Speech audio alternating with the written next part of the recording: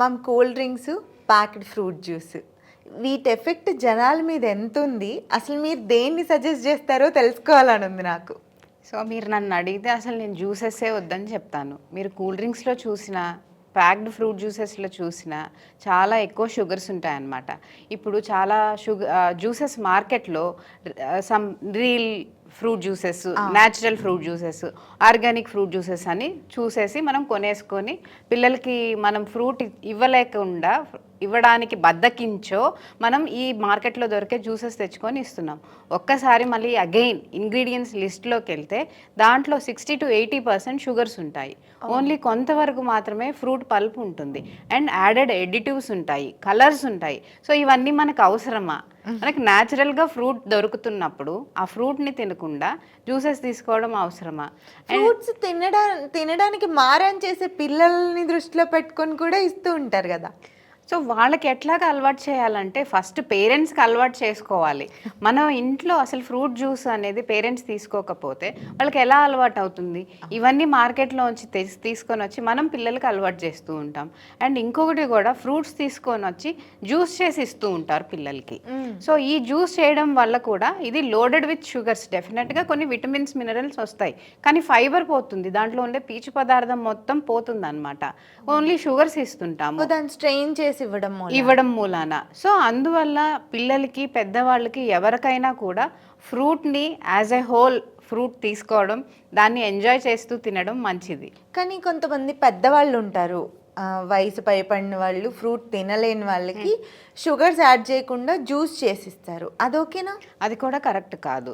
So పెద్దవాళ్ళు ఏజ్డ్గా ఉంటారు, వాళ్ళకి చాలా హెల్త్ కాంప్లికేషన్స్ ఉంటాయి, డయాబెటీస్ ఉంటాయి, హైపర్ టెన్షన్స్ ఉంటాయి, చాలా ఇష్యూస్ ఉంటాయి. అప్పుడు మనం ఓన్లీ షుగర్స్ ఇస్తే ఎట్లా? వాళ్ళకి అన్నిటికంటే ఫైబర్ ఇంపార్టెంట్. ఆ టైంలో వైటమిన్స్, మినరల్స్ ఇంపార్టెంట్ అనమాట. సో వాళ్ళు అంత ఫ్రూట్ తినలేనప్పుడు కొంచెమైనా హాఫ్ యాపిల్ తినడము, లేకపోతే జామకాయ, సగం జామకాయ తినడము, ఇట్లాగా మనకు పపాయ ఇవ్వడము, మనకి న్యాచురల్గా సీజనల్గా మన ప్రాంతంలో పండే ఫ్రూట్స్ని, వెజిటేబుల్స్ని మనం ఎంకరేజ్ చేయాలి. ఇట్లాగా ఆ ఫ్రూట్ మంచిది, ఫర్ ఎగ్జాంపుల్ ఒక కివియో, ఒక ప్లమ్మో, లేకపోతే ఇంకొక ఎగ్జాటిక్ ఫ్రూట్, సాఫ్ట్గా ఏదో ఫ్రూట్ మంచిదని మనం తెచ్చుకుంటాము. లేకపోతే ఒక కివీలో వైటమిన్ సి ఎక్కువ అని అంటాము, కానీ దానికంటే మనకు దొరికే ఉసిరికాయలో ఎక్కువ ఉంటుంది అనమాట. మనం దాన్ని తినము. జామకాయలో ఎక్కువ ఉంటుంది వైటమిన్ సి, దాన్ని తినము. కానీ సూపర్ మార్కెట్కి వెళ్ళి ఏదో ఎగ్జాటిక్ ఫ్రూట్ మంచిదన్నారని తెచ్చుకుంటూ ఉంటాము. సో అట్లా కాకుండా మన ఫార్మర్స్ని ఎంకరేజ్ చేయడానికి అండ్ అవి మన హెల్త్ని కాపాడుకోవడానికి కూడా ఎడిటివ్స్ నుంచి, కెమికల్స్ నుంచి స్టోరేజింగ్ ఎక్కువ ఉంటుంది. వీటిని కాపాడుకోవడానికి కూడా మన ప్రాంతంలో పండిన ఫ్రూట్స్ అండ్ వెజిటబుల్స్ తీసుకోవడం చాలా ఇంపార్టెంట్.